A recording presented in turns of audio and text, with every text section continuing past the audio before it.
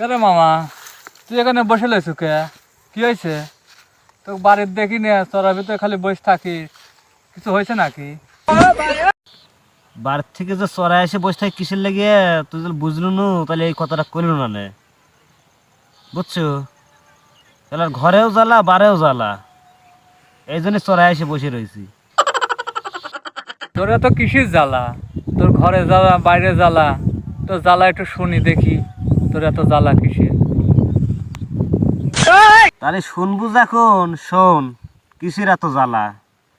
ঘরে বাজারের জ্বালা, বাইরে মুদিখানার দোকানের জ্বালা, খালি বাকি আর বাকি, চাষটালের বাকি, ওতরে কিস্তি, সপ্তাহে সপ্তাহে কিস্তি দেওয়া লাগে, সাহেবরা এসে বাড়ির পর এসে বসে থাকে, আবার ব্যাংকে ব্যাংকে ঋণ, এতে চারটাতে ফোন পারে, বাড়ির লোক আসে, এই জন্য বাড়ির থাকা বাদ দিয়ে চড়ার ভিতরে এসে বসে থাকি।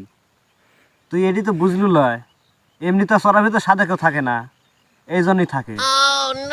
দেওয়ার সময় ভালোই লাগিছিল, এখন দেওয়ার সময় ব্যথা লাগতেছে।